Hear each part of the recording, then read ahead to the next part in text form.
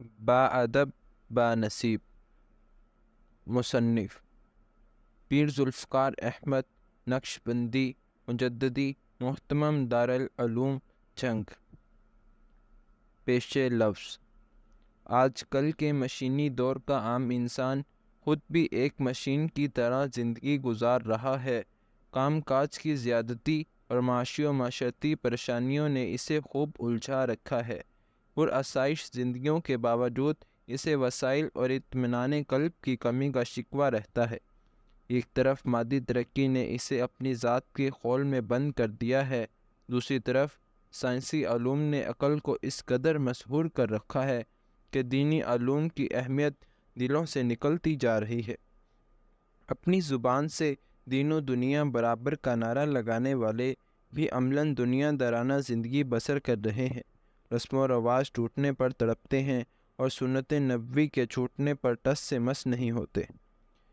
مسلمان نوجوان فرنگی تہذیب کے اس قدر دل دادہ بن چکے ہیں کہ لباس و طعام اور نشست و برخاست میں فرنگی طور طریقوں کو اپنانا روشن خیالی کی علامت سمجھتے ہیں۔ کفر و الحاد نے مسلمان معاشرے پر اپنے مکروہ سائے ڈالنے شروع کر دیے ہیں، جبکہ جدید تعلیم نے جلتی پر تیل کا کام کر دیا ہے۔ بقول اکبر اعلی عبادی، خوش تو ہیں ہم بھی جوانوں کی ترقی سے، لب خنداں سے نکل جاتی ہے فریاد بھی ساتھ۔ ہم سمجھتے تھے کہ لائے گی فراغت تعلیم، کیا پتہ تھا کہ چلا آئے گا الحاد بھی ساتھ۔ آج کل کے مسلمان بچے ماں باپ کی گود سے ہی انگریزی زبان کے الفاظ اس طرح سیکھ رہے ہیں جس طرح ماضی میں کلمہ طیبہ اور قرآن کی آیتیں سیکھا کرتے تھے۔ جب بچے کی اٹھان ہی ایسی ہو تو کیا گلہ اور کیا شکوہ کہ بچہ بڑا ہو کر ماں باپ کا نافرمان بنتا ہے۔ طفل سے وہ آئے کیا ماں باپ کے اتوار کی، دودھ ڈبوں کا ہے اور تعلیم ہے سرکار کی۔ بعض عورتوں کا تو یہ نظریہ ہوتا ہے کہ بچہ بڑا ہو کر خود بخود سنور جائے گا، لہٰذا بچے کی بری حرکات و سکنات دیکھ کر خود تھوڑا بہت ڈانٹ دیتی ہیں، باپ کو روک ٹوک نہیں کرنے دیتی۔ حالانکہ بچپن کی بگڑی عادتیں جوانی میں بھی پیچھا نہیں چھوڑتی۔ بچہ سیال فولاد کی طرح بچپن میں جس سانچے میں ڈھل جائے ساری عمر اسی طرح رہتا ہے۔ رہتی سہتی کسر کالج اور یونیورسٹی کی تعلیم پورا کر دیتی ہے، جس سے نوجوان طبقہ مان کر چلنے کی بجائے منوا کر چلنے کا عادی ہو جاتا ہے۔ اب اگر انہیں روک ٹوک کی بجائے کی جائے تو یہ ماں کی دکیانوسی سمجھتے ہیں اور باپ سے یوں نفرت کرتے ہیں جیسے باپ سے نفرت کی جاتی ہے۔ ہم ایسی سب کتابیں قابل ضبطی سمجھتے ہیں جن کو پڑھ کر بچے باپ کو خپتی سمجھتے ہیں۔ اکثر نوجوان جب یونیورسٹیوں کی تعلیم پا کر نکلتے ہیں تو دین کے ہر مسئلے کو عقل کی ترازو پر تولنا ان کا محبوب مشغلہ بن چکا ہوتا ہے۔ پھر اگر اعلیٰ تعلیم حاصل کرنے کے لیے بیرونی ملک جانے کا موقع مل جائے تو عموماً اندھیرے در اندھیرے والا معاملہ ہو جاتا ہے۔ ایسے حضرات کو اپنی اصلاح کی بجائے دین کی اصلاح کی فکر زیادہ ہوتی ہے۔ میاں بیوی خود دین کے مطابق ڈھلنے کی بجائے دین کو اپنی مرضی و سہولت کے مطابق ڈھالتے رہتے ہیں۔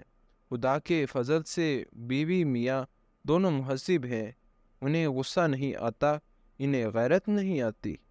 دین کی سچی محبت رکھنے والے حضرات کے لیے لمحہ فکریہ ہے کہ ان کے اولاد کی اچھی تربیت کیسے ہو۔ جن گھروں میں اولاد کی تربیت کے لیے کوششیں ہو بھی رہی ہیں وہاں خاطر خواہ نتائج مرتب نہیں ہو رہے۔ انہیں بھی علمی تعاون کی ضرورت محسوس ہوتی ہے۔ دل میں خیال پیدا ہوا کہ ایک ایسی کتاب ترتیب دی جائے کہ جو آداب زندگی سے بھری ہوئی ہو، جس کا مطالعہ دوسری کئی کتابوں سے بے نیاز کر دے۔ ممکن ہے کہ وہ تعلیمی اداروں کے نصاب میں شامل کر لی جائے۔ اس کتاب کا اکثر مواد عزیزی عزیزہ محمد حنیف صاحب آف باغ نے اکٹھا کیا ہے۔ ان کی شبانہ روز کوششوں سے ہی اس کتاب کی تعریف مکمل ہو سکی ہے۔ کمپوزنگ کا کام پیر طریقت حضرت پروفیسر محمد سلیم صاحب انجینئرنگ یونیورسٹی لاہور کی دفتر نیک اختر نے مکمل کیا۔ عزیزم محمد یاسین نے دوبارہ اس کی کمپوزنگ بڑی محنت سے کی ہے۔ فقیر تمام معاونین کے لیے دعا گو ہے کہ اللہ تعالیٰ انہیں اپنی محبت عطا فرما کر ماسوا کی گرفتاریوں سے نجات عطا فرمائے، آمین۔ کوئی جی بھرنے کی صورت ہی نہیں میرے لیے، کیسے دنیا بھر کی ہو جائے ہنسی میرے لیے۔ اب تو ذوق حسن اپنا یوں کہے ہو کر بلند، حسن اوروں کے لیے حسن آفرین میرے لیے۔ فقیر ذوالفقار احمد نقشبندی مجددی کان اللہ اوزن انا کل شیء، 22 اکتوبر 1998 جمعرات۔ دیباچہ، یہ تصنیف لطیف عمدۃ المحققین، زبدۃ العارفین، مرشد السالکین حضرت حافظ ذوالفقار احمد متضلع الاعلیٰ کے دستے فیض گستر کا شہکار ہے۔ حضرت محترم چونکہ خود سراپا آداب اسلامی کا مرکے اور شرافت انسانی کا مجسمہ ہیں، لہٰذا ان کی دلی تمنا ہے کہ ہر مسلمان بلکہ ہر انسان گوہر آداب آدمیت سے مرکے ہو، تجلی شرف انسانیت سے متحلی اور متجلی ہو، کیونکہ جس انسان میں آداب و اکرام کا جوہر نہ ہو تو وہ انسان نما حیوان مطلق ہے۔ یہی وجہ ہے کہ غیر مسلم لوگ آج کی ترقی و عروج کے دور میں بھی حیوانی صفات کو اپنائے ہوئے ہیں۔ جانوروں کی طرح چل پھر کر کھائیں گے، گدھوں کی طرح سر بازار کھڑے کھڑے پیشاب کریں گے، نہ نجاست سے بچاؤ کا کوئی خیال، نہ غلاظت سے نفرت کا کوئی جذبہ، نہ حیا، نہ اخلاقی اقدار سے کوئی انس، بس دنیا کے دھندے، پیٹ کے بندے، فطرت کے گندے، باطن کے درندے، فضائل انسانی سے آری، فضائل آدمیت سے تہی۔ حضرت مولانا روم رحمۃ اللہ علیہ نے فرمایا، کر قوت آدمی انسان بدے، گاؤ خر از آدمی بہتر شدے، کر بصورت آدمی انسان بدے، احمد و بو جہل ہم یکساں بدے۔ یعنی اگر طاقتور چیز کا نام انسان ہوتا تو گائے، گدھے وغیرہ میں طاقت زیادہ ہوتی ہے، لہٰذا انسان سے بہت بہتر ہوتے، اور اگر صورت و شکل کا نام انسان ہوتا تو احمد مجتبیٰ صلی اللہ علیہ وآلہ وسلم اور ابو جہل لعین برابر کے انسان گنے جاتے۔ حالانکہ جے نسبت خاک را با عالم پاک، حضرت والا شان نے انسانی زندگی کے لیے جن آداب کی اشد ضرورت تھی اس تالیف میں ذکر فرما دیے ہیں۔ اگر کتاب میں کہیں کہیں تکرار ہے تو یہ کوئی اچھمبے کی بات نہیں، لقمے کو جس قدر چبایا جائے وہ زود ہضم بن کر موجب قوت بنتا ہے، اور جس اہم بات کو ذہن نشین کرانا ہوتا ہے اسے بھی استاد بار بار دہراتا ہے اور شاگرد کو بھی رٹنے کی تاکید کرتا ہے تاکہ سبق دل و دماغ کی گہرائیوں میں اتر جائے۔ شاید الحمد شریف کا حرکت میں پڑھنا اسی لیے لازم قرار پایا ہو تاکہ یہ خلاصہ قرآن مومن کے قلب کی اتھا گہرائیوں میں اتر جائے۔ تو یہ تکرار بھی اسی مقصد اور اسی غرض سے ہے۔ سالکین طریقت کے لیے یہ کتاب حصول فیض ربانی اور کمالات انسانی کے لیے ایک مرشد کا کام دے سکتی ہے، اور خلوص اور حصول برکت و فیض کی غرض سے اس کا مطالعہ کیا جائے۔ میرے حضرت مکرم کا کلم گوہر ہر رقم صفائے کرتاس پر شہد معرفت کی قطرے گراتا رہتا ہے، جن سے اطفال طریقت مستفیض ہو کر اپنی تشنائے لب کو سیراب کرتے رہتے ہیں، اور یہ اطفال طریقت بالغان معرفت بن جاتے ہیں۔ کسی نے حضرت لقمان سے پوچھا کہ انسان کس وقت بالغ ہوتا ہے؟ فرمایا 2 طرح، یعنی ایک یہ کہ مرد سے منی باہر آئے، اور دوسرا یہ کہ مرد منی سے باہر آئے۔ تو حضرت والا کی تمام تصانیف کا نچوڑ یہی ہے کہ مرد منی سے باہر آئے، تاکہ من عرف نفس فقط عرف رب کا مصداق بن جائے۔ شریعت، طریقت، حقیقت، معرفت اور تصوف اسی وصف کے متقاضی ہیں۔ اللہ تعالیٰ مجھے بھی یہ سعادت نصیب فرمائے، آمین۔ الحمدللہ کہ حضرت کی تمام تصانیف کی مسودات پر نظر ثانی کے لیے اس عاجز کو یہ سعادت بخشی جاتی ہے۔ الحمدللہ ثم الحمدللہ۔ خاک پائے اولیاء اللہ۔ عبدالستار نجم۔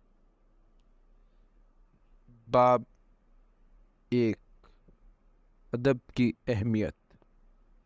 انسانی زندگی کے شب و روز کے اعمال، مثلاً رہن سہن، میل جول اور لین دین کے عمدہ اصول و ضوابط کو آداب کہا جاتا ہے۔ ان آداب کی پابندی سے ہی انسان تہذیب یافتہ اور شائستہ لوگوں میں شمار ہوتا ہے۔ اگر معاشرے کا ہر فرد آداب زندگی کو ملحوظ رکھے تو دوسرے آدمیوں کو زیادہ آرام پہنچا سکتا ہے اور ان کی تالیف و ناگواری کا باعث نہیں بنتا۔ یہ مسلمہ حقیقت ہے کہ غیر مسلم اقوام نے مذہب ایک جگہ سے لیا اور آداب دوسری جگہ سے لیے۔ مثلاً نصارہ نے مذہب انجیل سے حاصل کیا، مگر آداب معاشرت روم اور یونان سے حاصل کیے۔ جبکہ اسلام ایک ایسا کامل و مکمل دین ہے، اس نے ایمان، عبادت، اخلاق اور آداب کے لیے سیرت نبوی صلی اللہ علیہ وآلہ وسلم کو سرچشمہ اور ماخذ قرار دیا۔ یہی وجہ ہے کہ اسلام وحشی سے وحشی قوموں کے پاس قرآن اور اپنے پیغمبر صلی اللہ علیہ وسلم کا فرمان لے کر گیا اور ان کو چند روز میں مہذب اور شائستہ بنا دیا۔ دور حاضر کے اکثر مسلمانوں نے کھانے پینے، اٹھنے بیٹھنے اور زندگی گزارنے کے دوسرے طریقوں میں کفار و مشرکین کو اپنا امام و پیشوا بنا رکھا ہے۔ ان خدا فراموش انسانوں کا جو بھی طریقہ سامنے آتا ہے اسے لپک کر قبول کر لیتے ہیں اور بڑے فخر کے ساتھ ان پر عمل پیرا ہوتے ہیں۔ تعجب ہے کہ ایمان تو لائے محمد عربی پر صلی اللہ علیہ وآلہ وسلم اور طور طریقے پسند کریں ملحدوں اور نصرانیوں کے ناطقہ سر بگریباں ہے، اسے کیا کہیے۔ اپنے آقا صلی اللہ علیہ وآلہ وسلم کی اتباع کرنے میں خفت محسوس کرنا احساس کمتری اور سراسر بے وقوفی ہے۔ ہمیں چاہیے کہ اپنے آقا کی سنتوں پر مر مٹیں، اہل دنیا کی نظروں میں باعزت ہونے کے خیال سے آخرت کی رفعت و عظمت کو نہ بھولیں۔ آخرت کی ذلت و رسوائی بہت بڑی اور بہت بری ہے۔ بعض لوگ آداب کو اچھا تو سمجھتے ہیں لیکن اہم نہیں سمجھتے، یہ بڑی نادانی ہے۔ نبی علیہ السلام کا فرمان ہے، مجھے میرے رب نے ادب سکھایا اور بہترین ادب سکھایا۔ بس ہر مومن کو چاہیے کہ آداب زندگی سے اپنے اعمال کو زینت بخشے۔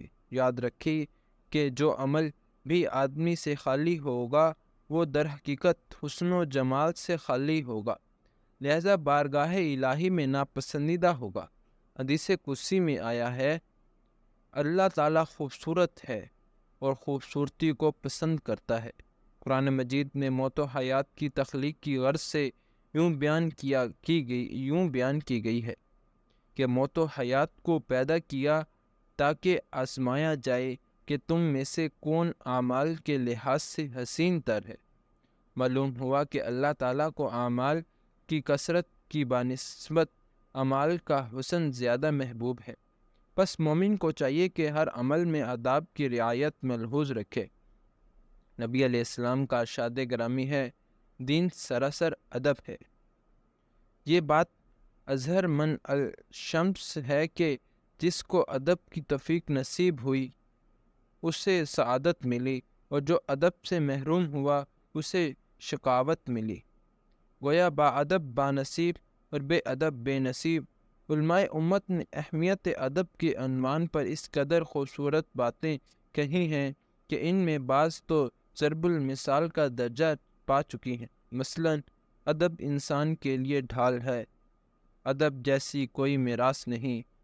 ادب اکابرین کی نظر میں ادب کی اہمیت سے متعلق اکابرین امت کے چند اقوال نقل کیے جاتے ہیں۔ حضرت عمر رضی اللہ تعالیٰ عنہ نے فرمایا، پہلے ادب سیکھو پھر علم سیکھو، پہلے ادب سیکھو پھر علم سیکھو۔ حضرت علی رضی اللہ تعالیٰ عنہ نے فرمایا، ہر شے کی کوئی قیمت ہوتی ہے، انسان کی قیمت اس کا علم و ادب ہے۔ حضرت عبداللہ بن مبارک رحمۃ اللہ علیہ نے فرمایا، میرے پاس ایسے شخص کا ذکر آئے جسے اولین و آخرین کا علم ہو مگر وہ ادب نفس سے کورا ہو تو مجھے اس کی ملاقات میسر نہ ہونے پر کبھی افسوس نہیں ہوتا، اور جب کبھی سننے میں آتا ہے کہ فلاں شخص آداب نفس کا حامل ہے تو اس کی ملاقات نصیب نہ ہونے پر افسوس ہوتا ہے۔ حضرت مخلد بن حسین رحمۃ اللہ علیہ نے فرمایا، ہم کثرت حدیث کی بنسبت ادب کی زیادہ محتاج ہیں، ہم کثرت حدیث کی بنسبت ادب کے زیادہ محتاج ہیں۔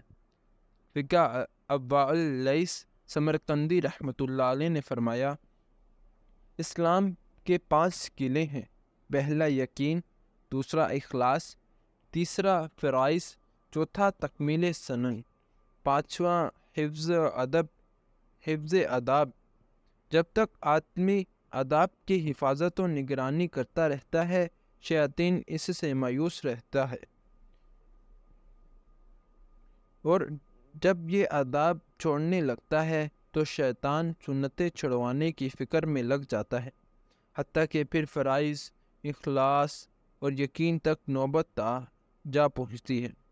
حضرت ابو عبداللہ بلخی نے رحمۃ اللہ علیہ نے فرمایا، آداب نفس کا حاصل کرنا علم کے حصول سے زیادہ اہم ہے۔ حضرت شیخ عبد القادر جیلانی نے فرمایا، بے ادب خالق و مخلوق دونوں کا معتوب و مغضوب ہوتا ہے۔